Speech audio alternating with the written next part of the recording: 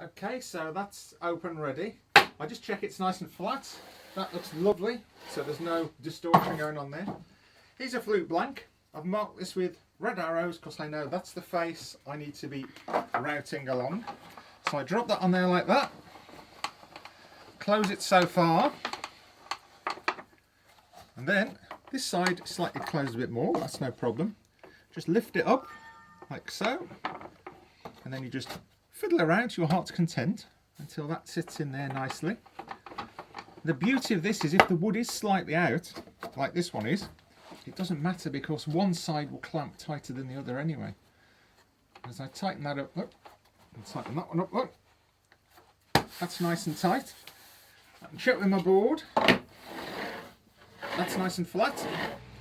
If I want to do these sections here, which is the slow air chamber, I can clamp that there with this a clamp underneath. I can clamp one here with a clamp here.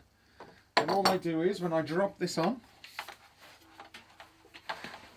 like so, all I'm doing is I'm going backwards and forwards in between the two lines.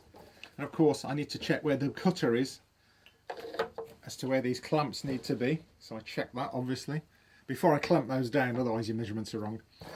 So those are all clamped down normally.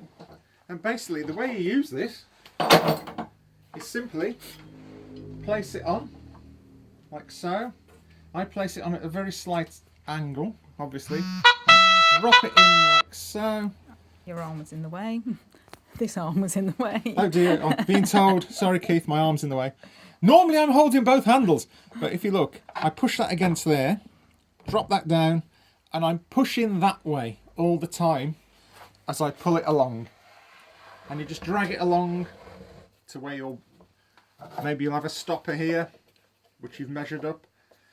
And then I go back down that way. I know you shouldn't go back, but it seems to work. Make sure my handle's out the way. Go down and then plunge it a little bit more if you need to. And then